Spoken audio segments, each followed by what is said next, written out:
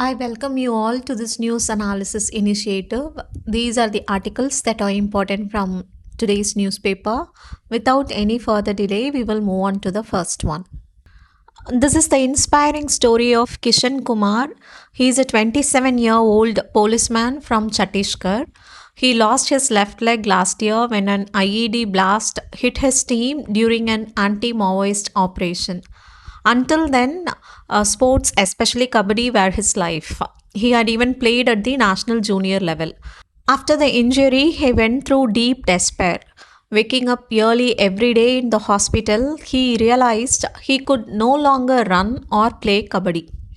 While bedridden, he watched videos of Indian Paralympians and felt inspired. If they could rise again, so could he. He chose archery, trained with a local coach, and within just a month and a half, competed in the Bastar Olympics. In the para sports category, he won a gold medal. Today, Kishan Kumar has a new dream to represent India one day. His journey shows how courage, resilience, and sport can give life a second chance even after the hardest setbacks. The next article for the day, India and the US 2005 versus 2025. What's the big idea here? In 2005, India-US relations were full of confidence and optimism. In 2025, the relationship still exists, but the mindset of the US has changed completely. How was 2005 different then? In 2005, the US openly said it wanted to help India become a major world power. America believed that supporting rising powers like India would strengthen the global order. This confidence led to big steps like the civil nuclear deal. India was seen as a partner with its own importance, not just a tool against someone else. What has changed by 2025? The 2025 US national security strategy shows a very different America. The US now feels overburdened, insecure, and inward looking. It says clearly, we won't carry the world on our shoulders anymore. Global leadership is now seen as a cost, not a responsibility. So, how does the US see India now? India is no longer seen as a rising power to be supported for its own sake. Instead, India is viewed mainly as a strategic tool in the US's China policy. Cooperation with India is encouraged only insofar as it helps US interest in the Indo-Pacific. In short, India is now a means, not an end.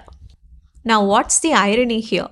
Earlier, the US disliked India's idea of strategic autonomy. Now, the US itself wants maximum autonomy, acting unilaterally when it wants. When India did it, it was called hesitation. When the US does it, it's called realism. So, what does this mean for India? Now, India cannot expect the US to actively support its rise like before. Any partnership will now be dependent on interest-based, conditional, and limited. Now, the US wants partners to handle their own regions and take more responsibility. The next article for the day is Stepping Stone. Right now, nuclear power gives India only about 3% of its electricity. But the government wants to scale this up massively, that is 100 gigawatt of nuclear power by 2047, including small modular reactors by 2033. To do that, huge money and faster project execution are needed. This is where the Shanti Bill comes in. Now, what the bill is trying to do? The bill changes who can build and operate nuclear power plants in India. Till now, nuclear power was mostly a government monopoly. Now, Shanti opens the door for government entities, joint ventures, and private Indian companies under license in certain conditions. The idea is simple. Bring in private capital, share construction risk, build plants faster and at scale. At the same time, the bill is careful. It keeps sensitive nuclear fuel activities under government control to avoid risk related to nuclear weapons or proliferation. Private players are mainly allowed in plant construction, operation, and supply chains, not in the most sensitive areas. Another positive is clarity. By putting licensing, safety rules, liability, and dispute resolution into one law, Shanti could now reduce legal confusion, cut project delays, and lower cost for developers. Now, what is the concern? First, the liability. If there's a nuclear accident, the operator's maximum liability is capped at 3000 crore rupees. Beyond that, the center pays. This makes investment easier. Companies know their risk is limited, but it raises a serious question. Is rupees 3000 crore enough for victims' compensation and environmental cleanup? Second, insurance and accountability. Private operators must take insurance or financial guarantees, but government owned plants are exempted, which means public transparency becomes crucial. Also, suppliers can be held responsible only if the contract clearly says so, or if there was deliberate intent to cause damage. This means supplier accountability can vary from project to project depending on how strong the contract is. Third and the most important is regulatory independence. Shanti Bill gives statutory backing to nuclear regulation, which is good. But appointments and control still lie heavily with the center and the Atomic Energy Commission. This weakens the independence of the regulator. Now, why does this matter? Because public trust in nuclear safety depends on independent oversight. Investors also prefer a strong, neutral regulator. This Shanti Bill is a necessary step if India wants to scale nuclear power and meet its clean energy goals. It opens doors to private participation while keeping sensitive areas under state control. But for it to truly succeed, victim compensation must be credible, supplier accountability must be clearer, and most importantly, nuclear regulation must be genuinely independent. This is a useful data point. You can note it down. Global economic losses from natural disasters in 2025, it is $220 billion. Just note this point. The next article, the future of governance in post-Maoist India. See, the heart of the Maoist problem in India is not just poverty or lack of development, but poor governance, especially in the fifth schedule tribal areas. For decades, discussions on Maoism focus mainly on underdevelopment. So the state adopted a two-pronged approach, security operations plus development schemes. But what was largely ignored was how governance failures deepened alienation and helped Maoists grow. Why fifth schedule areas became vulnerable? Most affected regions lie in fifth schedule areas meant to protect tribal interest. The constitution promised a special governance framework for Adivasis, including tribal advisory councils, special financial provisions like the tribal subplan, governors' discretionary powers to prevent land alienation. But these safeguards remained mostly on paper. Despite rich natural resources, these regions saw massive land dispossession, weak delivery of justice, health, education, and policing, exploitation by forest, revenue, and police officials, outsider dominated bureaucracy with little sensitivity to tribal realities. As a result, tribal communities lost trust in the state. Even with constitutional protections, millions of tribals lost land, especially after economic liberalization. Governance system remained colonial in structure, complex and inaccessible to low literacy populations. There was almost no local representation in administration. Governors rarely used their constitutional powers, and institutions which are meant to protect the tribal rights failed to intervene. So, this governance vacuum created a fertile ground for Maoist. So, the Panchayat Extension to Scheduled Areas Act, the PESA 1996, was a major corrective step. It aimed to give tribals self governance, especially over land, forest, and resources. But in reality, Key provisions were routinely violated, Gram Sabha consent was bypassed, land acquisition continued without local approval. So, how the Maoists fill this governance gap? Because the state failed, Maoists stepped in, ran parallel administrations, offered swift justice through people's courts, provided basic services like healthcare and schools, mobilized people using slogans like Jal, Jungle, and Zameen. For many Adivasis, Maoists appeared as a substitute justice system, not just an armed group. So, how should be the post-Maoist governance should be? While infrastructure and welfare delivery have improved in recent years, core governance institutions remain weak, especially justice, policing, and revenue systems. Now, what is urgently needed is genuine local representation in administration, strong political backing for Forest Rights Act and PESA, real empowerment of Gram Sabhas, not symbolic representation. The next article, Inhalable microplastic, a hidden toxin worsening the air in our cities. When we talk about air pollution in Indian cities, we usually think of dust, smoke, particulate matter 2.5, 10, and toxic gases. But a new and dangerous pollutant has quietly entered this list, which is inhalable microplastics. Microplastics are less than 5 millimeters. These are tiny plastic particles that are so small that they can bypass our nose and throat's natural filters and go straight into the lungs.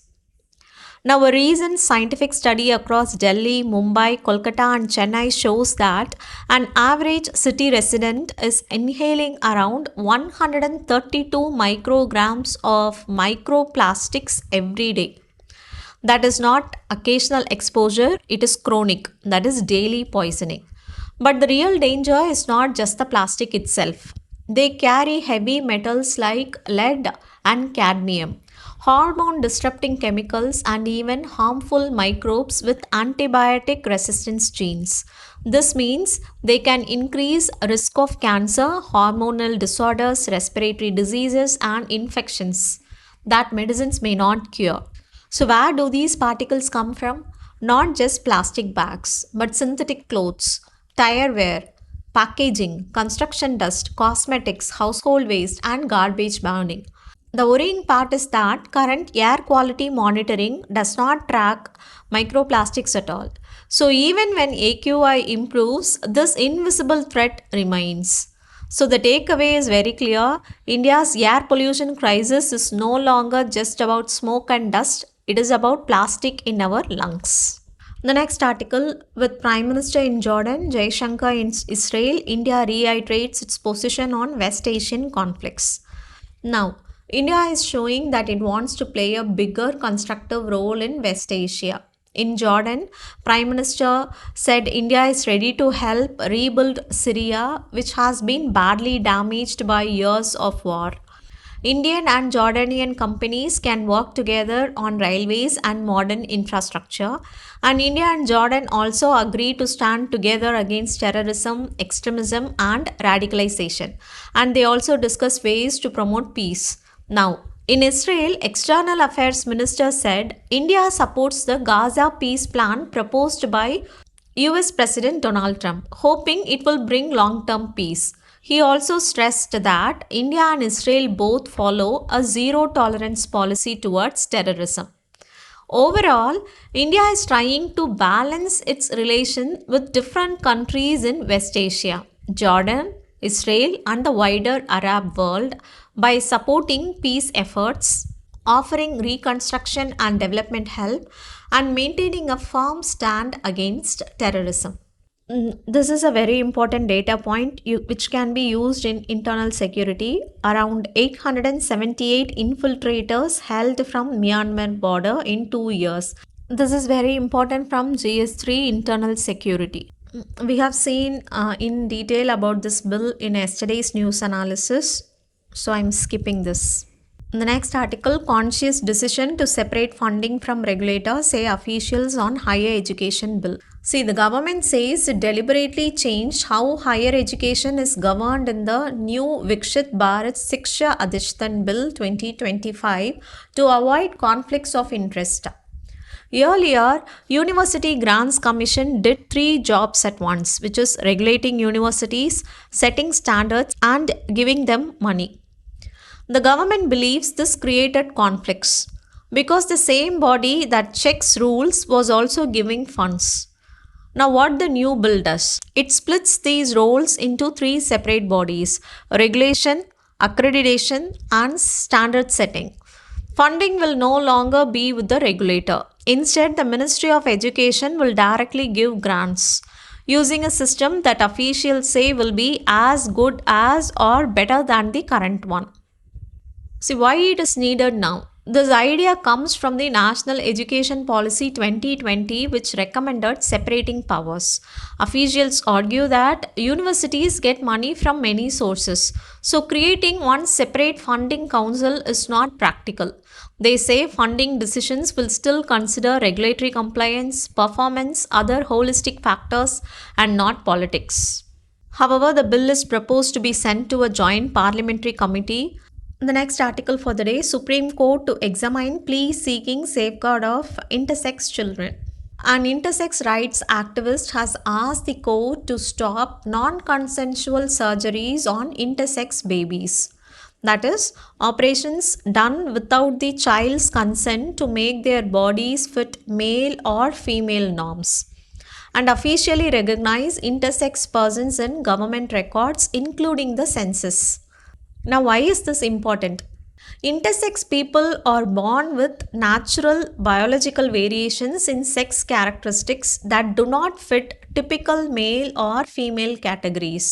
Around 1.7% of the population, that is 25 million people, are intersex, but they are invisible in official data because the census and many forms allow only male or female. Intersex people are often denied healthcare, welfare benefits, and legal identity. Now, what is the key demand then? To add intersex as a separate category in the census and official documents. This clearly separates sex identity from gender identity.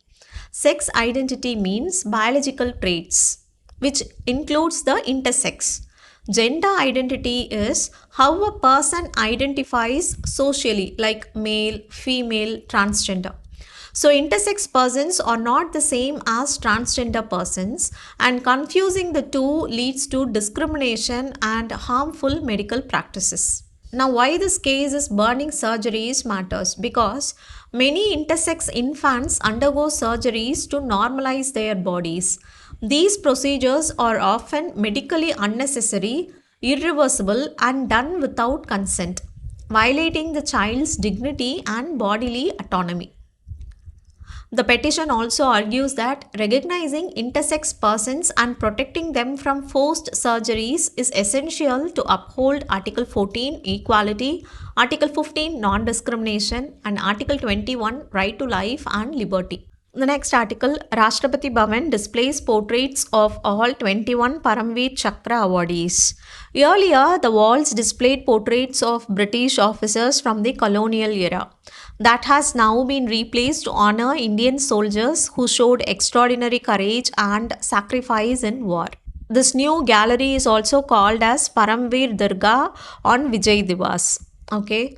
Now, this step is part of a larger effort to decolonize public spaces, like renaming Rajpath to Kartavya Path, changing colonial era island names like Ross Island was renamed to Netaji Subhash Chandra Bose Dweep, Neil Island became Shahid Dweep, and Havelock Island was renamed as Swaraj Dweep. The capital of the Union Territory, Andaman Port Blair, was renamed as Sri Vijayapuram, and 21 islands were named after Param Vir Chakra awardees.